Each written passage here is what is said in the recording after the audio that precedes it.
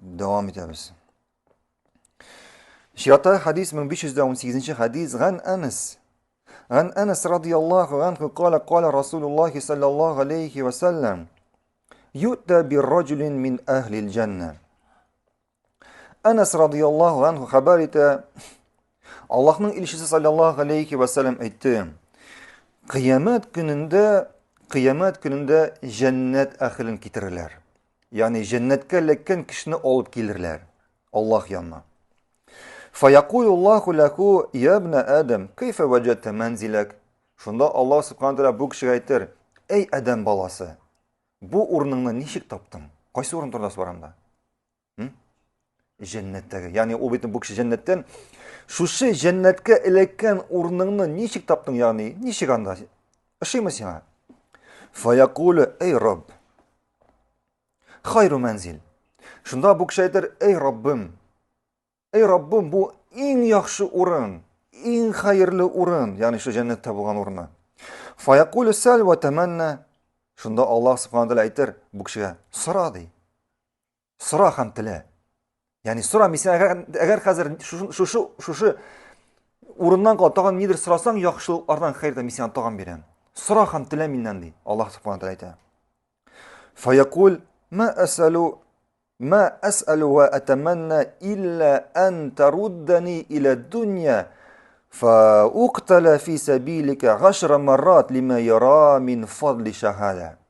Şunda bu kişi yeter, ey Rabbim dey. Men senden başka bir narsa soramayım, bartik bir narsadan qala.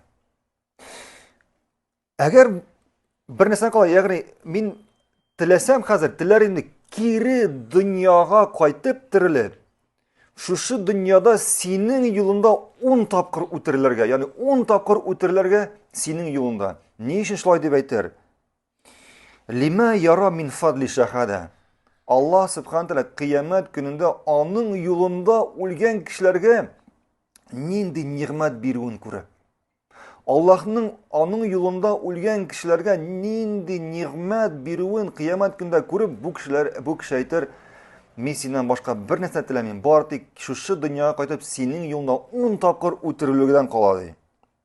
Ve fi tariqi bilafzi min karamati. İkinci bir rivayette aytila, yani Allah şu onun yoluna ölgen kişilerge bergen yumartlıkını ko'rib. Ve yu'ta bir racul min ahlin nar.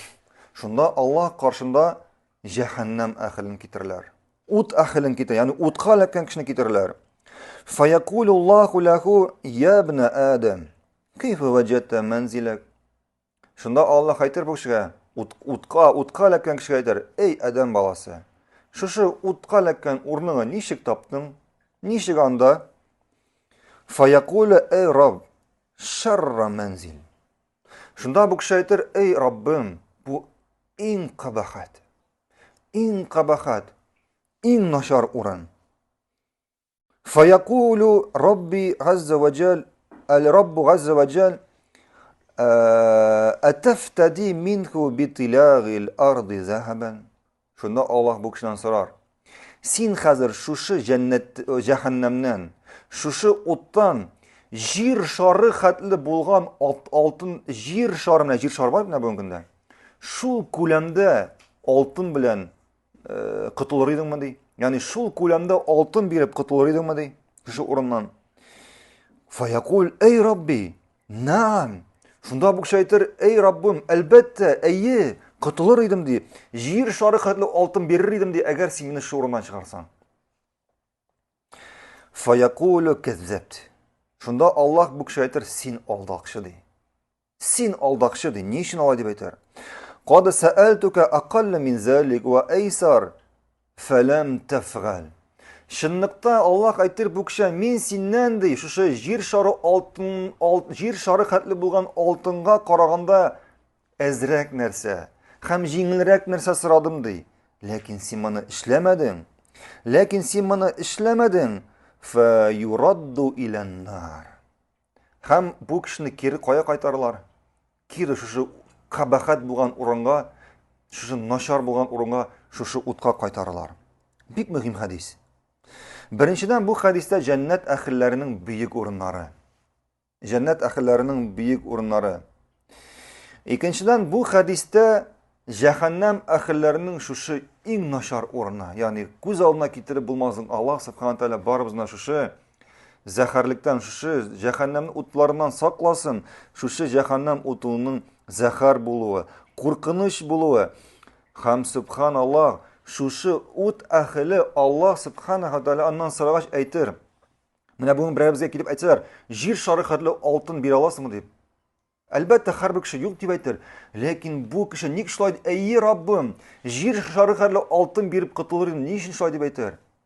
Shushi g'azabdan, shushi ko'tara olmaslik zahar, oshi g'azabdan ham aytar, ey Robbim, ey yer shari qadli oltin berib qutulur edim. Alloh subhanahu va taolo aytar, yo'q, sen aldaqchi. Men senga bundan da azroq narsa berdim, bundan da yengilroq narsa berdim. Sen buni o'tamading. Ne uchun Alloh shulay aytar? Chunki agar neni o'tamading? Allohning amrlarini o'tamading. Bu dunyoda bo'lganda, agar biz Allohning amrlarini qaytsak, Allohning amrlari yengil. Kishi g'ibodat qilmay bugun Allohga, kishi mana biz eshitamiz shu hadislarni, jannatning go'zalligi turunda, jahannamning zaharligi, qo'rqinishligi turunda kishi g'ibodat qilmay bugun Allohga ni uchun so'rov tuva, ni uchun sen Allohga g'ibodat qilmaysan? Sen bularni alla eshitmaysanmi? Senga ayt Alloh aql bergan. Birinchidan, ikkinchidan Alloh aytdi, men senga yengilroq narsa amr etdim de. Agar o'ylab qarasak, islom dini Allohga g'ibodat qilib, Allohning amrlarini o'tav ul birinchidan yengil.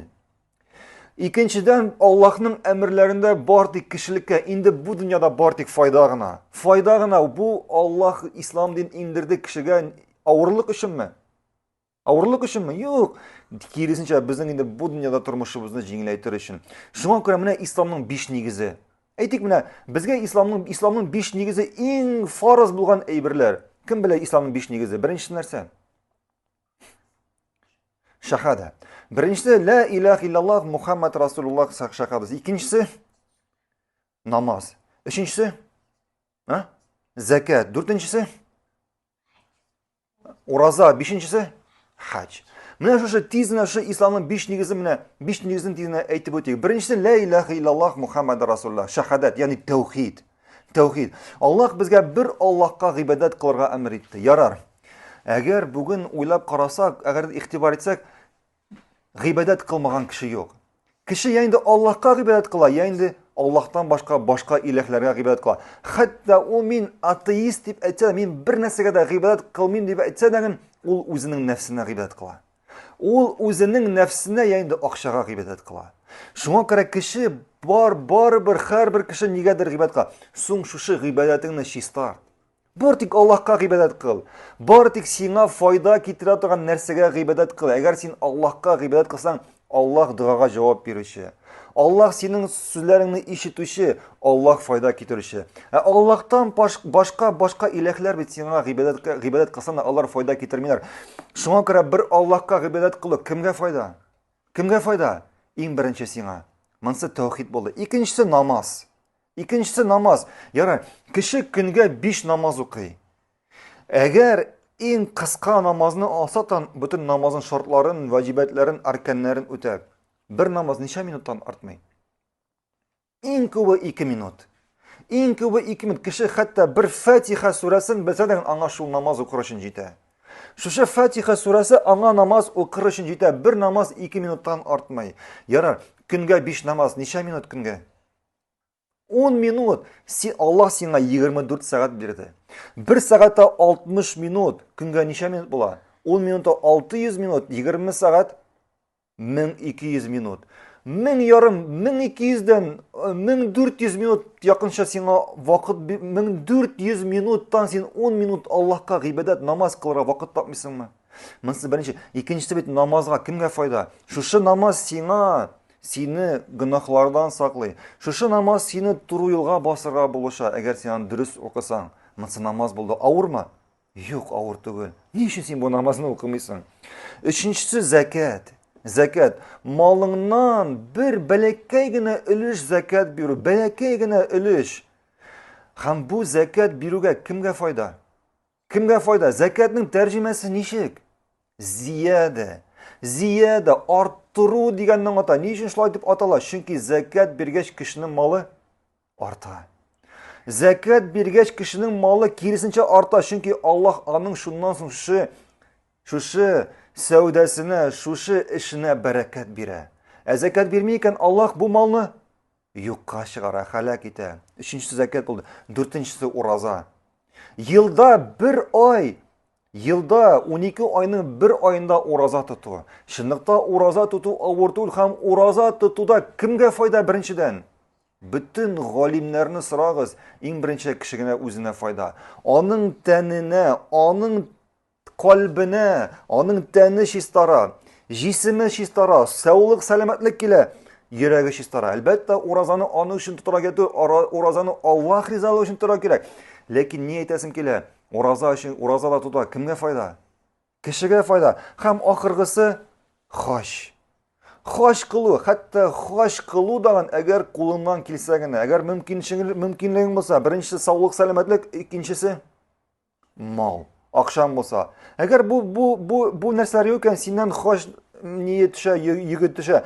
Ләкин бу ике сәбәп бар икән, син хаҗ һәм хатын-кызларга ул да булса, өченче шарт нинди? Mahram, mahramsыз, чөнки хатын-кызга юлга чыгарга ярамый. Һәм хаҗ кылу да бүгенге көндә ул ләззәт кенә. Кешеләр самолетка утырып киләләр, кондиционерлы автобусларда баралар, ул Мәккәдә, Мәдинәдә, ул мәчеттә рәхәтләнеп, ул анда утыру рәхәт кенә. Шуңа күрә әйтәсем килә, исламның бер авырлыгы юк. Бер авырлыгы юк. Шуңа күрә Аллаһ Субханаһу ва Тааля шушы уттан чыккан адәм баласына әйтер: "Мин сиңа шушы җир шары хәтле алтыннан әзрәк һәм җиңелрәк нәрсә бирәм, син аны үтәмәдең. Син аны үтәмәдең, һәм син аны үтәмәгәч, син моны да үтәмәячәксең. Син моны да үтәмәячәк, һәм син алдакчы", дип бу кеше кире утка ыргытылыр. Бу кеше кире утка ыргытылыр. Аллаһу әгълам.